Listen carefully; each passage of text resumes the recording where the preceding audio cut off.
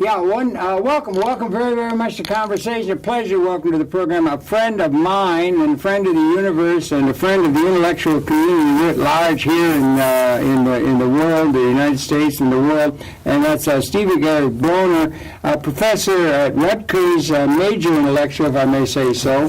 He's kept his antenna up and kept track of a great numbers of things. We've done a great number of issues that confront the human condition very significantly. And he's written a recent book. That's what we want to take as our theme sort of today. It's called The Bigot.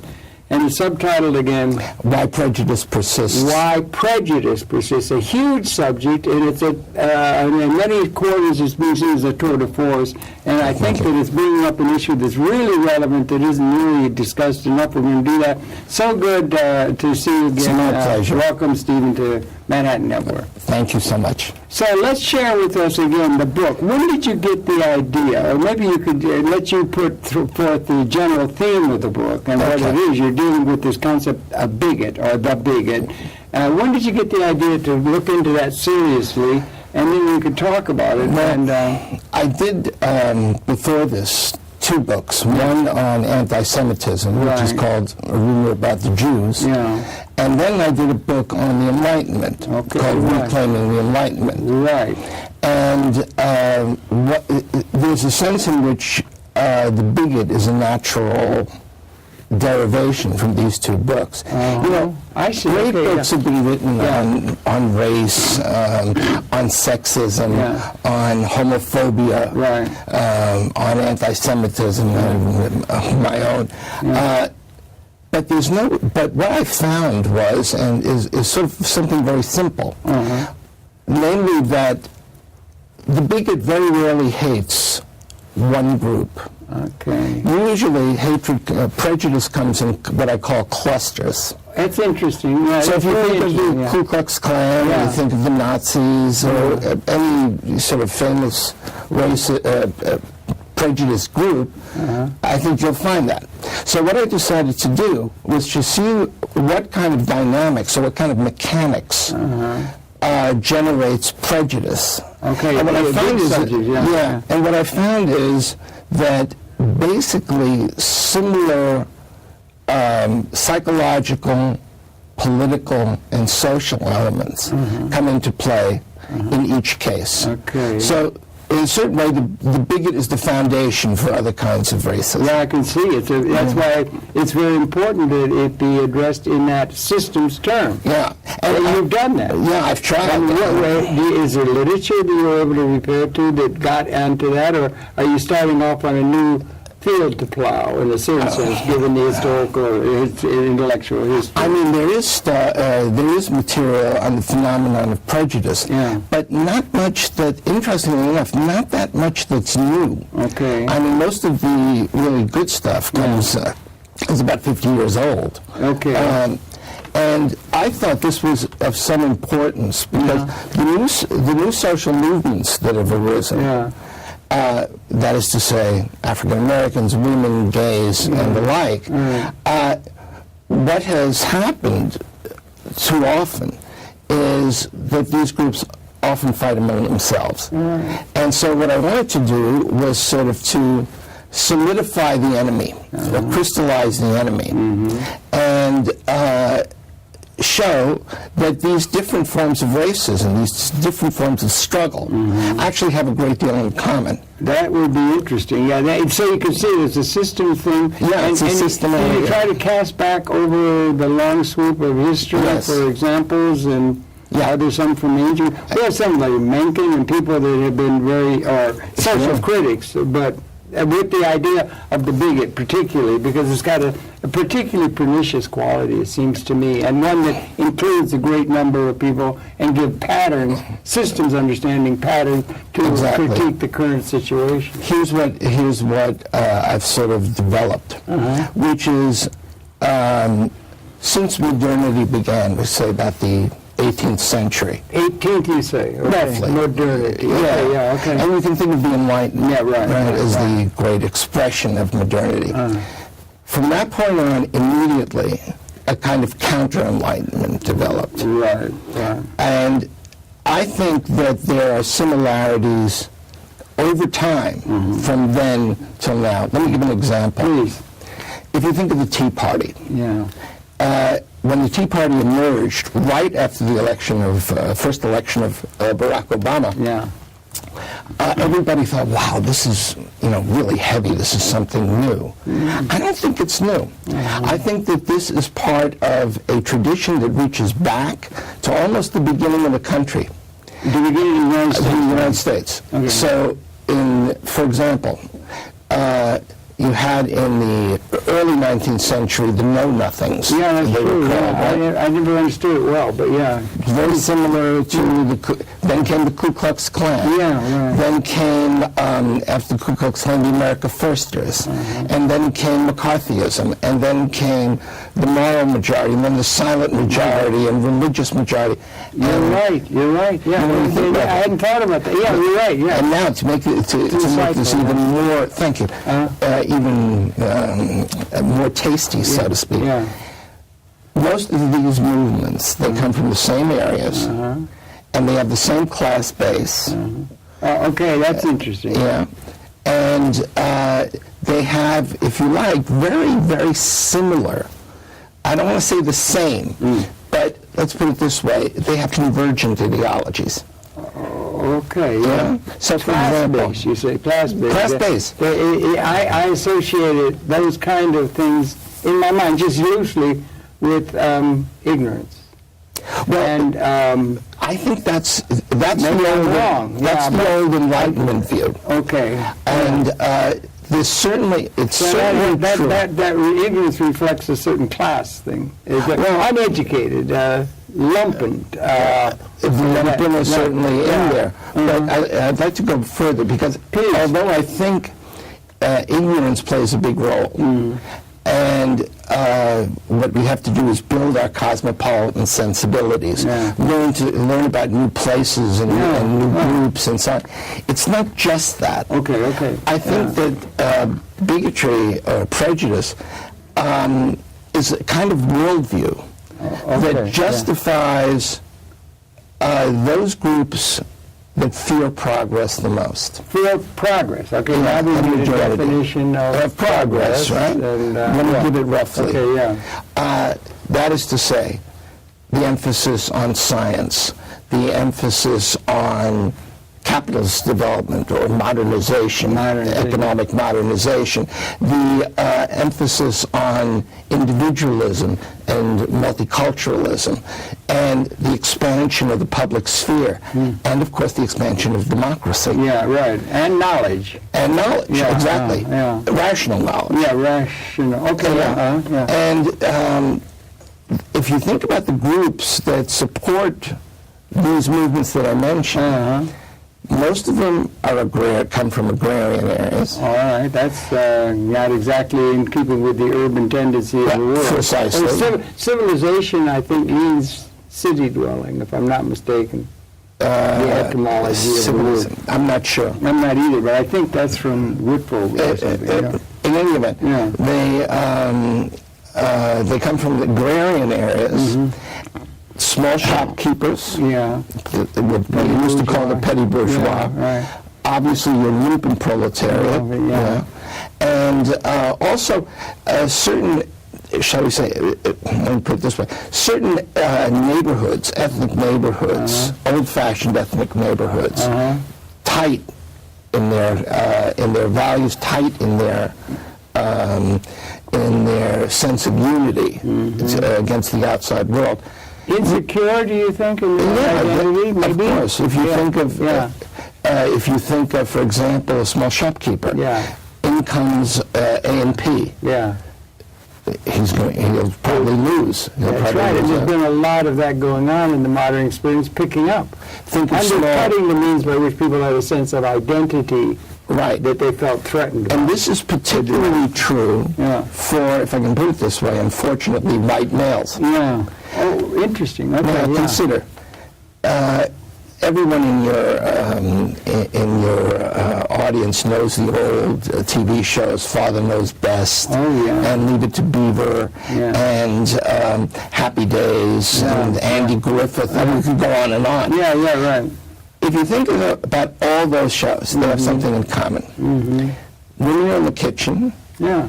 Gays are in the closet. Yeah. And if people of color emerge, then they're doing menial tasks. Yeah. And what's more, yeah, these groups are happy that way. Yeah, our nation was founded on chattel slavery. If you want to put it that way. Our history has been a period of a few people running things and having a lot of slaves at their behest. That's been the historical pattern. I That think people have that's had to adjust to, including people who were enslaved, had to somehow adjust to that kind of a situation in order to survive. Indeed. But what we know and what we know is that these groups, women, people of color, gays, they weren't exactly happy in this situation. No, I would think not. Right? I thought about this with a friend of mine. I thought, they built all those pyramids there, and all those guys they had to get in pharaohs or whatnot, and they built.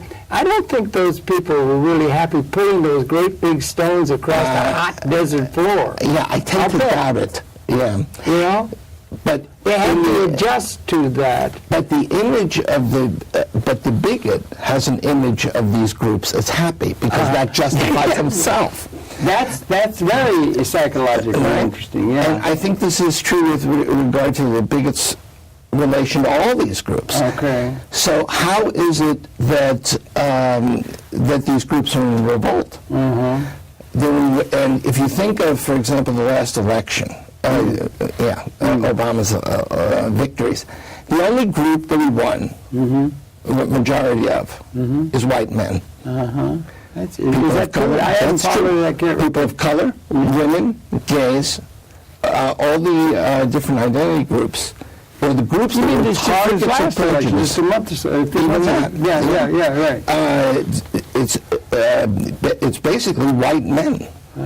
And if I quote a line in the book from a white supremacist band. Okay. And it says, "Whatever happened to our America, which once was white and free?" And I think that says it all. Okay.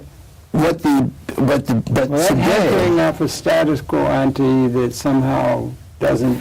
There's an imaginary movements that are caught up in the larger movement. Yeah. There's this imaginary community which is put forward with the white picket, the house with the white picket fence, father knows best, the two kids, so on and so forth, which never was that way. Okay, we do reminisce that way. I was just saying to you, my early childhood was just great in Detroit. It was beautiful. Everything was beautiful. Yeah. People wish for that, or they remember it that way, don't they? Yeah. And of course, they helped along by media. Right. Now, the reality, of course, is something different. I mean, obviously, people have nice experiences that they remember. Yeah. But I mean, let's face it: the condition of women, of people of color, of gay people. I mean, that was really quite horrible. Or slave. Yeah, or slave. You see that they got this new film out, 12. I was 12 years a slave or something like that. Actually, they're beating them and everything like that, and they had to adjust to that. Or a woman back in Paleolithic times, trying to, let's say she's 9 months along with a baby to be delivered, and she's starving, and she has to beg to get some carrion to live long enough to have the birth. I mean, somebody said history is a nightmare from which we're trying to awaken. Hegel once said history is a slaughter bench. Yeah, it is ugly and hard and harsh, and people had to adjust to that relative to what's emerging now, perhaps. Yeah, and this is particularly true with regard to the bigot. Yeah, okay, please, Because today, the bigot is adapting, as you put it, to a more liberal society. Okay. Liberals are he's on the defensive. Yeah. And so a situation comes about in which today the bigot tends to appear as either the true believer. The true believer. That was Eric Hoffer. Yeah, Eric Hoffer. I stole the term. Oh, you did not. Did you? Maybe you could. No, I used it. I thought maybe you would have been in a court. No, I deal with the man. No, he was a little older than right. So, three basic ways. The true believer, the elitist, and sort of the provincial conservative, the good old boy. Yeah. You know? And now if you think about all the policies that are around, nobody says, I'm pushing voter IDs and stuff because I hate black people. Right. Nobody says I'm pushing I'm opposed to gay marriage because I hate gay people. Nobody says I'm opposed to Planned Parenthood because women are inferior. That language is sort of gone. Yeah. I mean, admittedly, there's still examples of old-fashioned racism. You know, like in Ferguson, like in any of the shootings of young black men and so on. But I think the new phenomenon is that racist or prejudiced policies are pursued without the old language. So, how do we justify, or how is the voter ID stuff justified? Well, we want to guarantee against fraud. Yeah, right. But there is no fraud. Right. How do we argue against gay marriage? Well, we're trying to protect tradition. Right. How, that's the old style. Yeah. And the same thing with regard to secularism and gays with regard to religion. We're standing for tradition and civility and stability in society.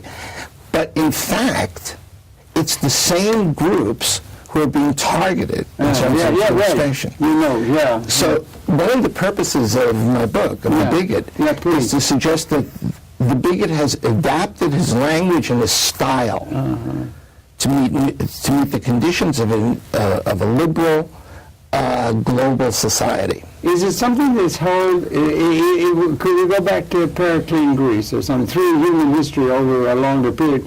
Is there been a manifestation of this that you could see if you tried to look back that far, rather than just the contemporary couple hundred years or something? Is there something characteristic of the human condition?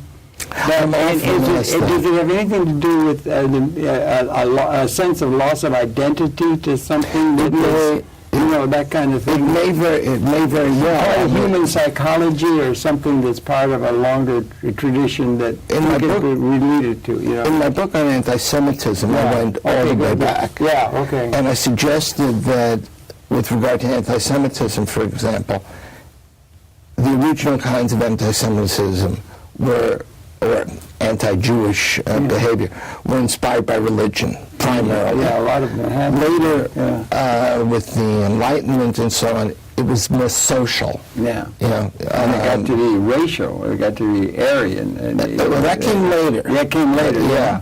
And finally it was political. Yeah, then it became political, yeah. But for our purposes today, right, my concern with the bigot was a little different. Yeah. It really was there to highlight the political ways, the concrete ways in which bigotry and prejudice are fostered. Now, one of the things I found in historically, using your question, is there's a tendency for ideologies of prejudice to appeal particularly to right-wing movements. Okay, that's interesting, yeah. Now, through history. Through history, yeah. We can identify a right-wing you can think attitude. It doesn't go... Okay, yeah, go ahead. Yeah, that's interesting. Yeah, and I think the reasons are pretty obvious. Okay.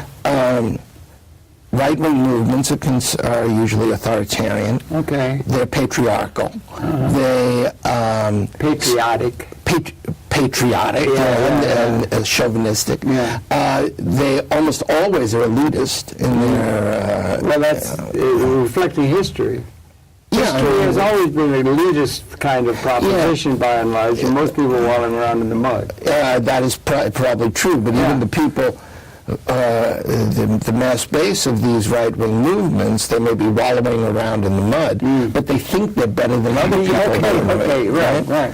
Anything to get, and it's identity, a sense of identity you can latch on to. And a world, and sort of a worldview, It's not just nationalism. No, it's not just nationalism. Okay. It's more than that. It's that these groups, these basically reactionary movements are reactionary. Yeah, conservative movements want to conserve the past. Right. And if you think of the past as really tainted with prejudice, you see the situation right away. Right. This isn't to say that blacks can't be anti-Semitic or even racist. Yeah. It isn't to say that women can't be sexist. That can happen too. Yeah. But I'm saying primarily, it works out that there's a basic connection between the prejudiced ideology and the right. So how do it doesn't mean that every conservative is a racist. Right. Which I've been accused of saying. It's not what I'm saying. No, not at all. We can have different opinions on different things. You were talking to me about before about capitalism and the Capitalist Manifesto. We can disagree. Reasonable people can disagree on this or that. But if you see a party like the Republicans and a vanguard within that party, like the Tea Party. Well, that's an extreme expression, it seems to me. I mean, The Republican Party is a national thing. But just to finish up, if you see a situation where the entire agenda, it's not just this or that issue, but the entire agenda is directed against progress. Right, and these kind of groups, if it walks like a duck and it talks like a duck, I don't care what the reason is that the Tea Party member or the Republican gives for supporting that agenda. What I care about is the effect of that agenda on these people. Right, you are, and it's particularly. What about if I could just sort of cast a little bit outer, like. What was it? After Rome, we had about 1,000 years of political legitimacy. Well, political legitimacy, the legitimate order has been pretty much a matter of whoever had the biggest club was able to conquer other peoples, and with an army that supports their claim, set up then institutional structures with creation stories and PR that celebrates their thing to get a sense of national identity and all that sort of thing. And for about 1,000 years after Rome fell in Europe, it was remnants, counter developments in other parts of the world. But you had royalty. You had a royalty system that people believed in. They got their sense of identity around royalty and allegiance to my liege lord and that sort of thing. Right. And that held for about 1,000 years. And I don't know if we had put a dent in that when we started here in the United States of America. I think we. But what I'm trying to get at is, we just had a visit from Prince William, and they still worship Queen Elizabeth. And they still worship all of these hereditary things that go back 1,000 years. They still fight in Eastern Europe over things that happened 1,000 years ago. And what are we to make of that kind of a clinging to the past? Where does that fit in terms of the kind of thing we're talking about? Do you understand what I'm saying? That's an excellent question, and I think from my standpoint, what it suggests is the following: that there's so many sources of prejudice and bigotry. Okay, prejudice and bigotry. Okay, there's so many sources. Yeah, there can be. Carried over from the past. From the past. Yeah. And wounds run deep. Right, but if I may, not only prejudices and that kind of thing, but reasons for there to be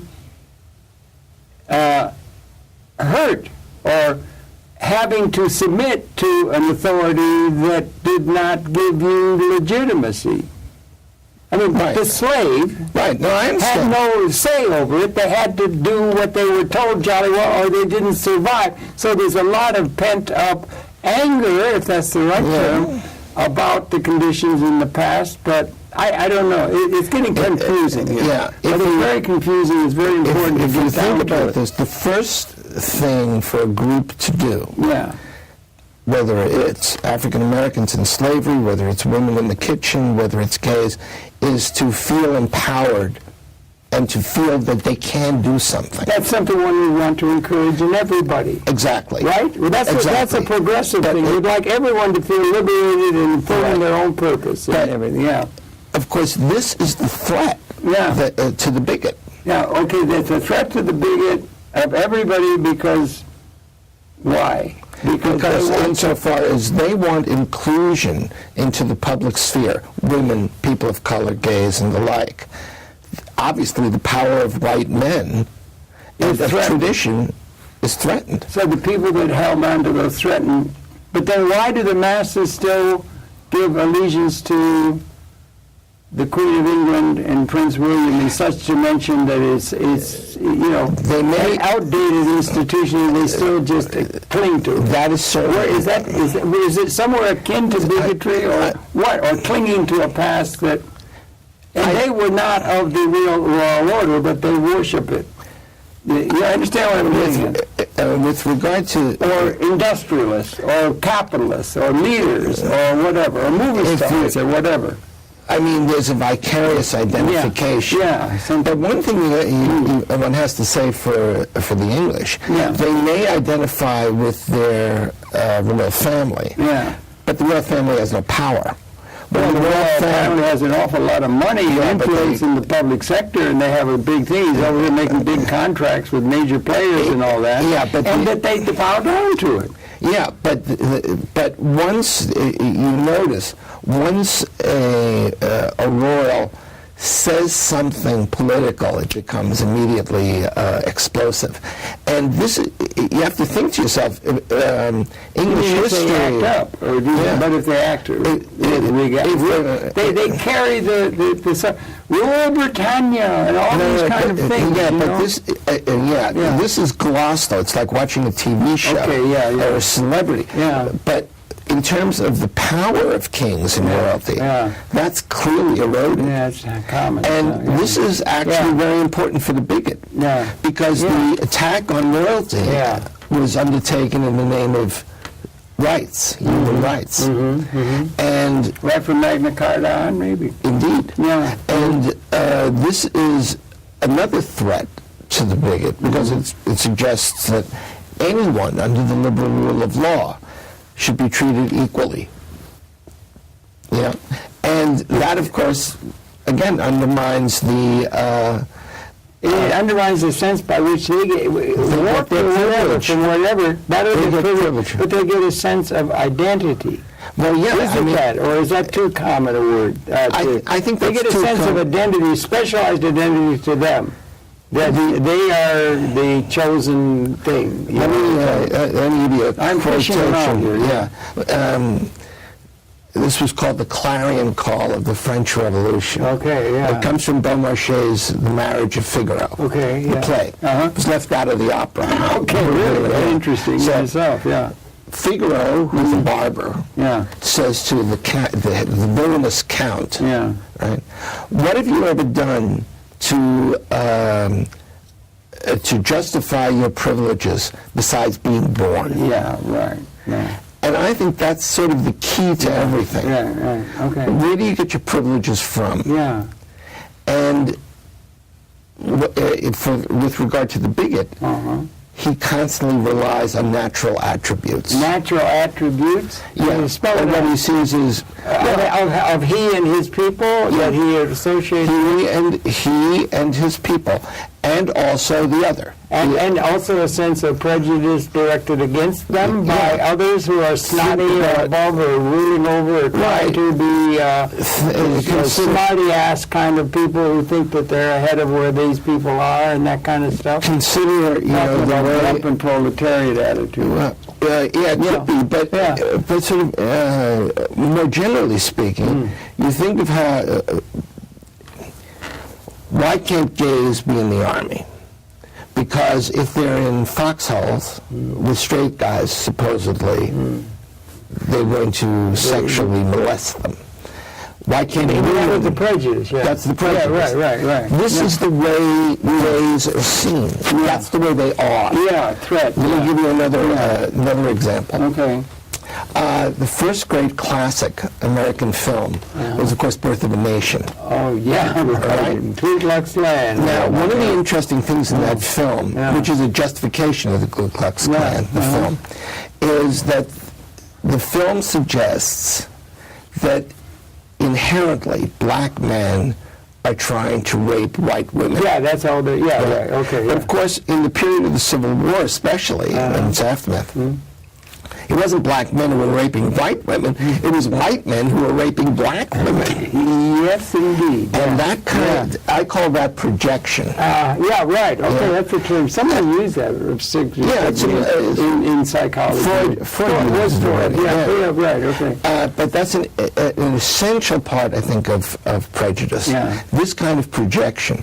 So, for example, during the 1920s in Germany, and France in the 30s, proto-fascist groups, fascist groups, used to suggest, well, the Jews are engaged in a conspiracy. They are assassinating people. They are manipulating the media. They are manipulating the government. They are running things. In fact, it was the fascists who organized in conspiratorial groups. It was they who engaged in assassinations. It was they who basically dominated the media. Do you think they did that misrepresentation deliberately, consciously or unconsciously, or they knew what they were doing? I think that's propagandistic. I think they knew what they were doing, but they believed in what they were doing. Okay, well then that justifies it. At the end of the day, for the Jew who suffered from this in the 20s and 30s, it really doesn't matter what the person was thinking. Bigot was thinking. But we want to try and understand the psychology of it all, don't we? Want to somehow, where in the hell is it all coming from, and where is it going? And I think the basic fear of the bigot is that fear of education, of progress, of reflection, of equality, of democracy, and of cosmopolitanism. Okay, and then what we want to understand is why. Because it threatens him. It threatens, okay, when you say threatens him, her, I use the term identity, or the means by which people get a sense of understanding. I'm right because I feel it. Okay. And if that's the way you that's argue... It's important to try and understand how people get a sense of it. If that's all there is, I feel this way. That closes you off to argument. Well, you just, I've got freedom on my side and justice. Or they could just use words. But they're just using words. They would say, listen, you don't get it. I'm French, I feel it. You, an intellectual, using abstract standards of judging. Pointy-headed intellectuals, Exactly. Anti-intellectualism is part of the arsenal of the bigot. Going back. And this is all predicated on fear. And fear's a big thing. Paranoid fear. Paranoid fear particularly. And the further, bigotry has a spectrum. Right. Not everyone's a Nazi. Bigotry has a spectrum. But the greater the paranoia, the greater the fanaticism. The greater the fear, the more drastic the action.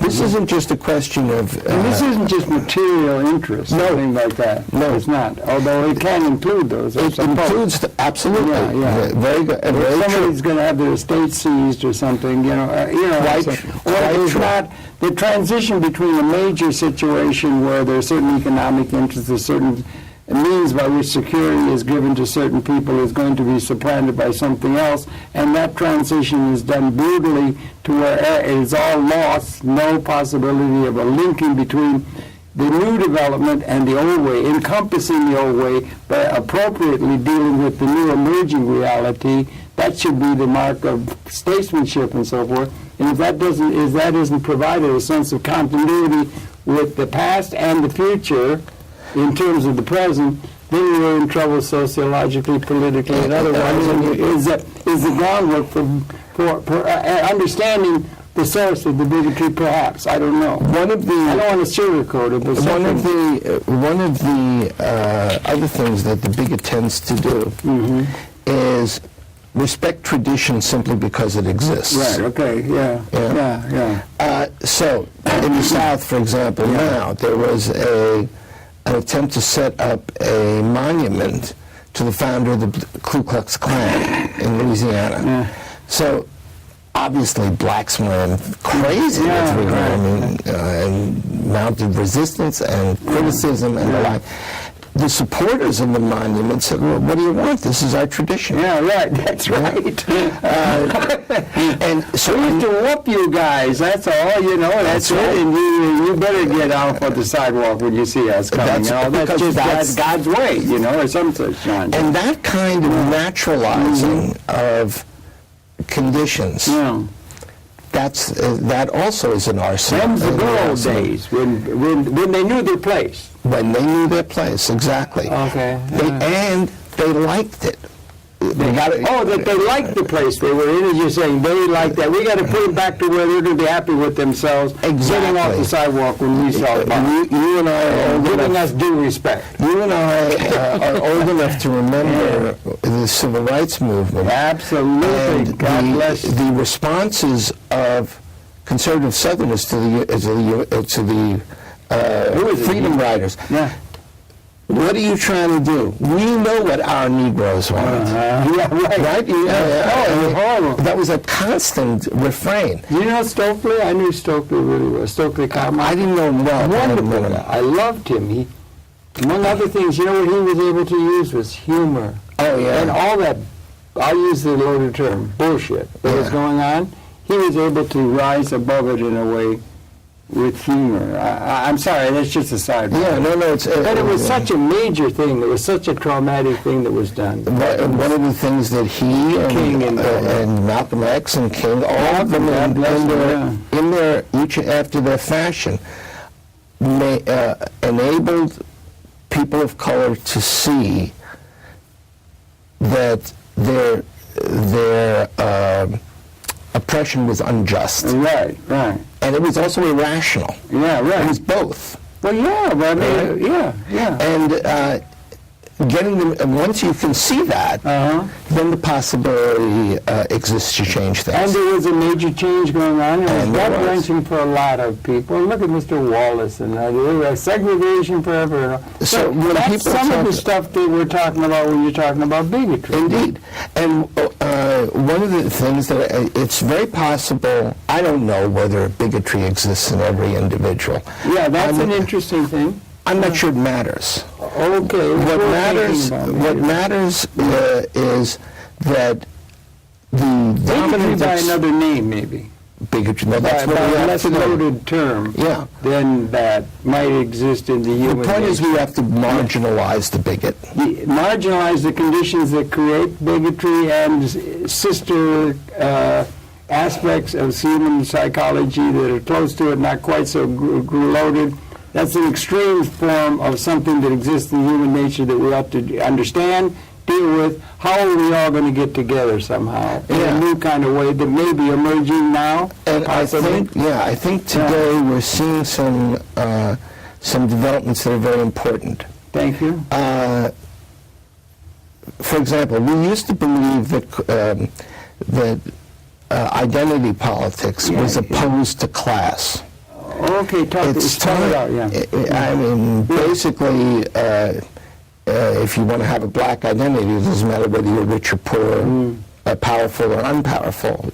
You're a brother, so to speak. Or, in the case of women, you're a sister. Today, it's becoming more and more evident that class politics speaks to people of color, women, immigrants, gays, and so on, because the majority of them, of these oppressed groups, are exploited and poor. And poor? Oh, really? Okay. Okay. Right? The question then becomes, how do we help, or how do we develop policies that speak speak to the working class elements of all these groups without privileging any. Do you have, let's say women, you've got a woman's going to run for president, Then that's they fine. may be elected. I mean, so that's not exactly, they're coming on, they're merging in academia, they're merging everywhere, Sure. they're in the Senate, everything that's going. So they're not all oppressed and proletariat. Right. Okay, so there's that, and they got differences between them. Right, and there's no reason why women can't exploit women and blacks can't exploit blacks. Yeah. And that could be based upon bigotry. That can, Within one group and so forth. and it's more based on class exploitation. Class, then I think of class, I think of economics. Yeah. And I think of economics disparity. Yeah. That exists, and the economic disparity is pretty extreme in this country And it's very hard, and around the world, is and it it's not? very hard to see if you simply are engaged in identity politics. You Only don't see identity. class. You see black, white, man, woman, gay, straight. And Well, that's identity politics. that's what I'm saying. I'm talking about class politics, No, but hang based on economics. Yeah, but hang on. Okay. One of the things we've seen is that as cultural progress has taken place, Cultural, okay. yeah, in terms of bigotry and prejudice, I mean, now you see interracial couples being common. You see sort of a general media dislike of bigotry and so on. Yeah. Even as this has developed since the civil rights movement, the economic contradictions and disparities have grown worse. So how do we meld the concern with bigotry and class into some overarching system of understanding the human condition in this year 2014 as we look ahead to, let's say, 2025? I'm glad you asked that. And that, I call that it's an old concept that I tried to develop, the class ideal.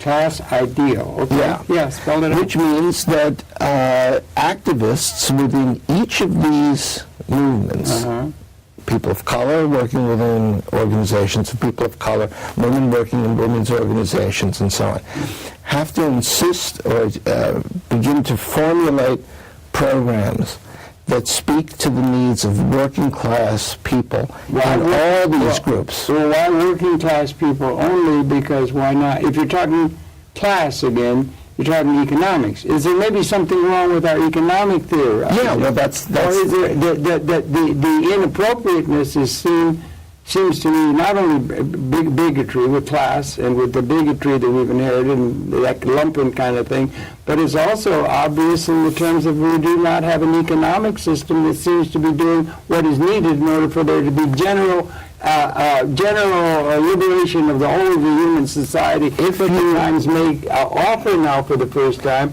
and we don't have leadership in terms of political theorizing and economic theorizing that's relevant. And that might come back to create the conditions out of which some bigotry comes because it's identified, it's undercutting the sense of identity of people who feel threatened economically. The identity stuff has its limits. Yeah. I mean, for example, I've been called a bigot because I'm opposed to bigotry. I've been considered prejudiced because I don't take prejudiced ideology seriously. So funny. I mean, I think it's cute.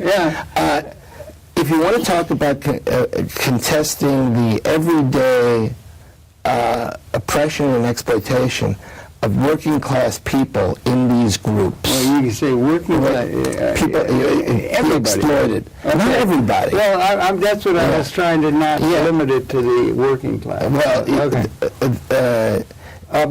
to deal with the economic system, that I think you have to begin with the notion of class. Okay. And what that means is activists within each of the identity movements have to raise the question of class and raise the question of class solidarity. And so also people will work economics. together. Well, of course. But that's, okay. That, and that has to be done programmatically. Programmatically. Yeah, you need programs. Yeah, right. Okay, yeah. I think we saw this happen, actually, with regard to the immigrants. Okay. If you remember, now. Recently. Yeah. You think of that. He's trying to get that thing through, Obama. Yeah, right. but before that, there was an actual movement of solidarity for immigrants and immigrant rights. Yeah. I thought that was wonderful. Because those are most of those immigrants. They're yearning to be free. Precisely. Yeah. They're the poor people. The poor people. Right. Okay. Yeah. Right. I understand. Yeah. And it's. I think the only way that one of the things that we have to do today, those who want to fight prejudice, is we have to talk about conditions of solidarity among those who have been targets of prejudice. Okay. And one of the ways of talking about solidarity is by asking, what is it that unifies the interests of poor people or working people within each of these movements? Within each of these movements, and even on a world scale, perhaps, and everything like that. But I wonder if we could, because, and this is maybe getting off into another thing, but it's really good. The book is recommended tremendously for everybody because it's, as usual, it's a Bronner classic. No, it's really good and really important. It's an important question that ought to be understood by everybody. But this thing about the class and all that, and maybe it's wrong, and we don't have to, we can get right off it if you don't want to. But we happened to mention before we started, you had read the book by Thomas Piketty. And that is talking about income, and that's talking about production where the information technology, which is affecting everything's going digital, is now going to robotics, and it's displacing the labor input to production in a way. And the major theme, as I understand it, is that and that book is being read as gross and as dense as it is. You've apparently read it, but it's being read.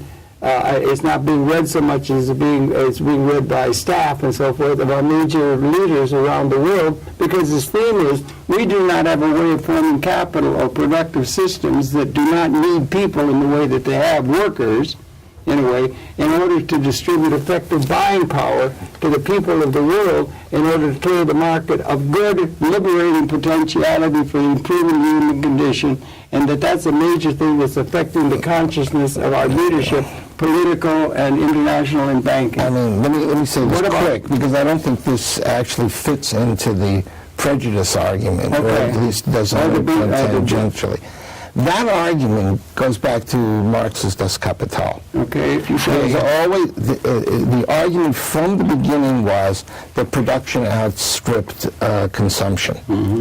And the various discussions of imperialism that were generated and the like, all of them rested on that claim. The surplus value of labor. Well, it's not just surplus value of labor. What that means after you translate is that production is going to take place more efficiently with less labor over time. That seems to be what Mr. Piketty is saying. Yeah, and that's from And so we need an alternate way of distributing income rather than labor criteria or working class. But the only way you get that, I think, is if there's solidarity amongst oppressed groups, among the poor, to demand it politically. Have you looked at the balance of capital asset ownership in the world? 2% of the people own virtually everything that's producing 90% of the wealth. Yeah. And that's one problem that could be involving not only a bunch of rational people like you and I, for instance, or the President Obama or the leadership class of the world,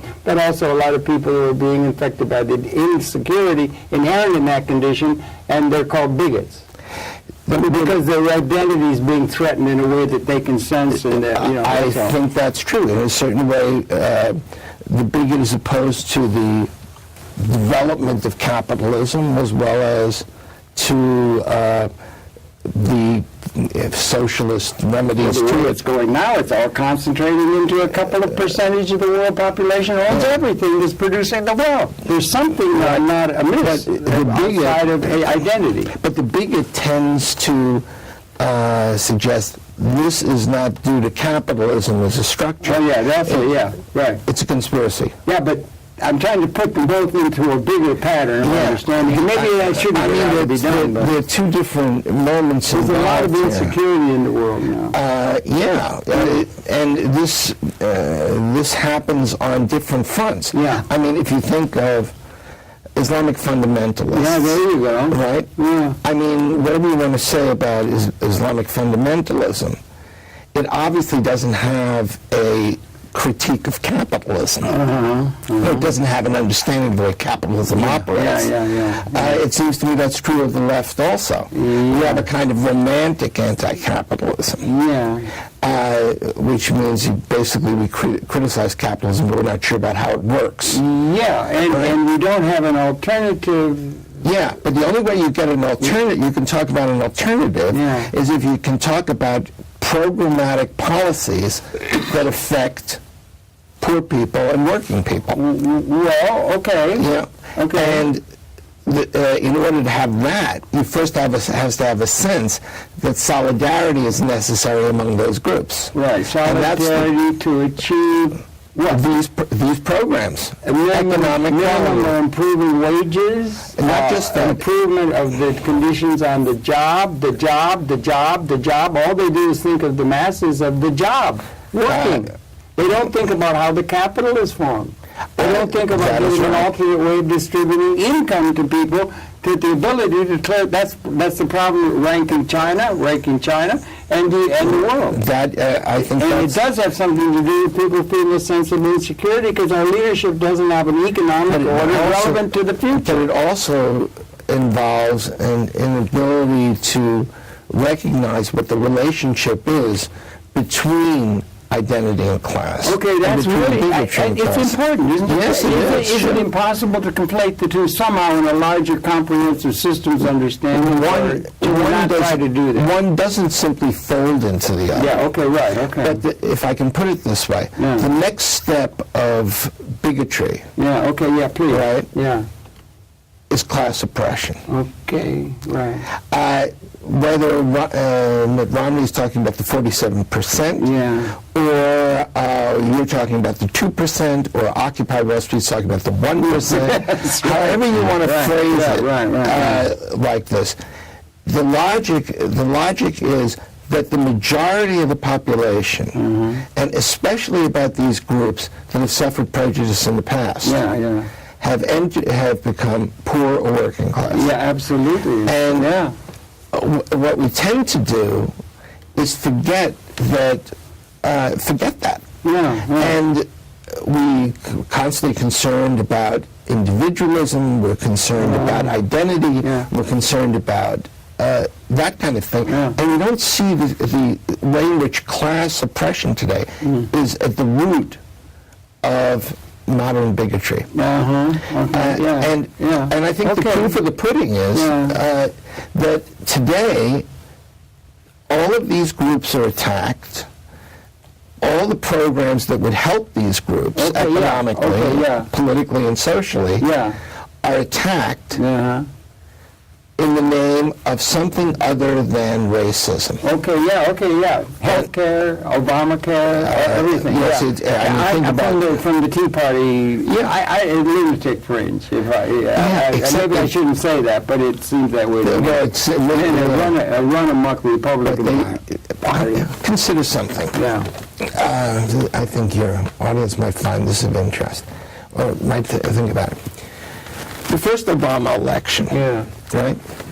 What a glorious day. Now, wait a minute, before we get to the glorious day, I mean, when he won the election. I understand. Didn't you feel elated? I was absolutely delighted. However, here you have a situation in which there's an economic catastrophe. He had to deal with save capitalism. He had to do it all over again like Roosevelt. 2 wars. Right? The worst possible Republican ticket you could possibly figure out. And Obama and Joe Biden running a perfect campaign. There were no mistakes. Right. Even with all of that, Obama only won by, 5 or 6%. Right. Amazing. What that basically means is over 45% of the country. There's not much you can do with them. I saw would vote for Daffy Duck against Daffy Duck and Bugs Bunny. But I saw a thing. Who's the guy who writes for the New York Times? Paul Krugman made that statement. You see, he made that statement where he said he had been a critic of Obama, really serious critic. He's now come around and just in the Rolling Stone. He said he thinks that Obama may be on course to become one of our really truly great memorable presidents. I think that with Roosevelt and Lincoln, and that Obamacare and things. What he had to do and everything. And so maybe that'll start dawning. You think that can dawn before 2016, one would hope, or what? I don't think 2016, but I agree with Krugman. I think he's right. Yeah, he's right on that. He's come over to CUNY now, if I understand. He's left Princeton. He's coming over to CUNY. I didn't know that. Joining, all the gang. Wonderful. There's a major center developing a CUNY center, graduate center. Yeah, I mean that's a fine institution. I went to City College. Well, that's good too. That's 138. That's up on 338. That was a major school. Oh, it was a wonderful school. Harvard on the Hudson. That's what proletarian Harvard they used to call it. Well, it was really good. A lot of good stuff came out of there. But we've only got a couple minutes left now, so let's try to get down to something. And thanks enormously for the book. Oh no! Thank you. And then trying to get some of these other things. Are you optimistic, pessimistic for the human prospect? Let me put it this way. Am I optimistic? I think you must choose. There's a famous line from the old socialist Anatole France. Yeah. And he said, what we need is pessimism of the intellect and optimism of the will. Okay, right. I think we've used this in a past program. I'm sure. I think we've used chapter and verse. And why not repair to a chapter and verse program or a Bronner program? Well, chapter and verse Bronner, right. Well, I appreciate that. That phrase has often been used. I think you have to have some kind of belief that change is possible. Yeah, right. Yeah. Otherwise, you don't get any change. Major change, too. And revolution teaches us that. And one of the most revolting things that's around today is the kind of cheap cynicism that's around. Things are rotten, they won't change anyway. Yeah, right. Which, of course, becomes an excuse. It's bigotry, is it not? Really for bigotry. Yeah. And it becomes sort of that same kind of excuse for not doing anything. Yeah, right. Which we don't need. Yeah. And I think, Cornel West came out against even people of color using the N-word. Yeah, okay. I think that's right. One of the problems is the tyranny of certain things existing in the universe. One, in particular in television, is time. We've run out of time, Eric Bronner. Oh, that's so we have to say goodbye. Thank you very much. Another major work and everything. Your pleasure as the president of a major scholar, Stephen Eric Bronner. So good. His new book, The Bigot, and Why Prejudice Persists. Why Prejudice Persists, and ignorance and stupidity and all the rest of the things. It's Yale University Press. We'll be coming back again tomorrow. Travel well. Happy holidays coming up in this holiday season. Thanks a lot, Steve, for such a very well-led life. Thank you. They continue.